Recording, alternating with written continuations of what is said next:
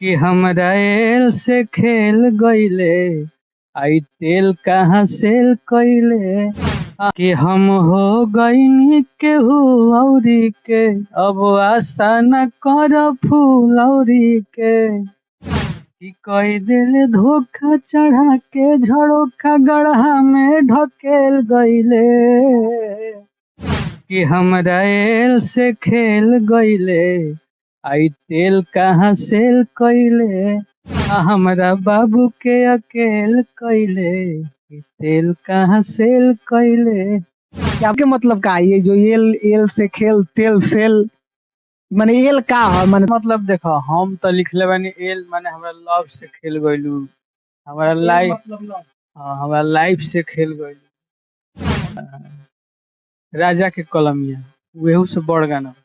टुनटुन भी एक हाँ तो हम चाहेम कि जे भी ये न्यूज के माध्यम से देखे हो तो गाना आवता है ये न्यूज के भी गाना के भी बहुत प्यारा आशीर्वाद अच्छा भी एल से खेल जेकरा जो सोचे बा उ सोचे हम तो भाई सही बनी।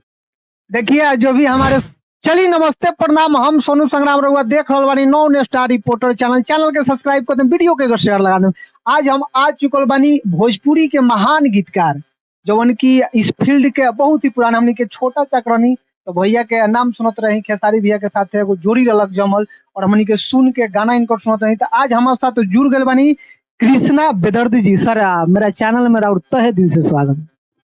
नमस्ते आपका भी स्वागत है star non non star reporter Sonu ji ना। हाँ सोनू जी आए हैं आज हमारे स्टूडियो में इनका भी स्वागत। और सबका हाल बा सर? सब बढ़िया बा। रउआ तो ठंडी में मंडी गरमा दिले बनी जी।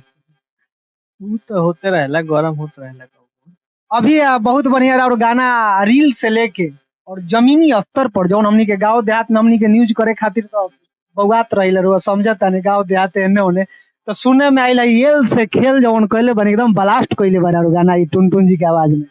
हाँ ये गाना बहुत पब्लिक के प्यार दुलार मिला था बहुत अच्छा रिपोर्ट हुआ है गाना के 1 मिलियन प्लस हो गया। हाँ 1 मिलियन प्लस हो गया रील पे भी ट्रेंड है बहुत अच्छा है। एकदम गर्दा गर्दी चल रहा है। हाँ ठंडा में एकदम गरम कर यही से कहत नहीं कि रउआ ठंडी में मंडी रहले रहले गरमा दिले बनी। ठंडी में गरमाए के चाहिए। सब आदमी के देह में गर्मी रहे के चाहिए। अच्छा भैया हई कहाँ से रुआ हई एकदम हई एल से खेल इतना नया नया शब्द माने कैसे रचना कर दिले रुआ? सब आज वाला लिंक बनो हमारे ऊपर से अच्छा भगवान जी पर से लिंक बगा। हुआ जाला ऑटोमेटिक एकर कहीं पढ़ाई थोड़ा बा। एल के मतलब का ये जो एल एल से खेल तेल सेल माने एल का है माने थोड़ा सा पब्लिक भी ढेर आदमी सस्पेंशन में बा लोग तो माने एल एल माने का है कहाँ से माने रचना कइल गइल?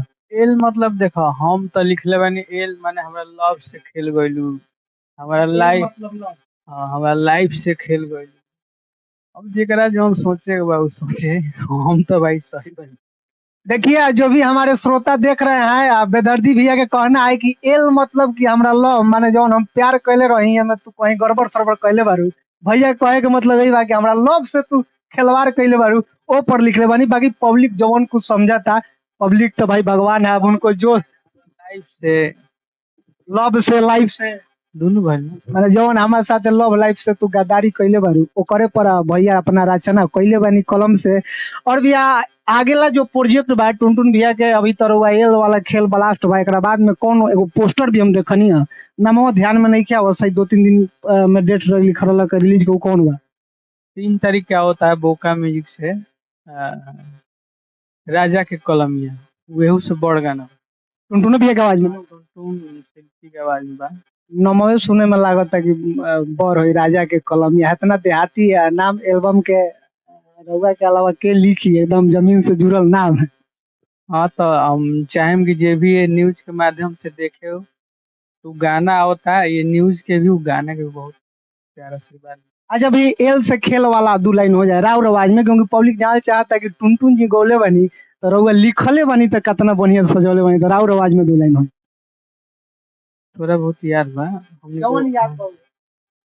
लड़की बोले ये कि हम हो गईनी केहू औरी के अब आशा न कर फूल औरी के अरे कोई कैसे था कम कि कई दिल धोखा चढ़ा के झरोखा गढ़ा में ढकेल गईले कि हमरा एल से खेल गईले आई तेल कहाँ सेल कईले आ हमरा बाबू के अकेल कईले कि तेल कहाँ सेल कईले। क्या बात है, बहुत सुंदर गाना।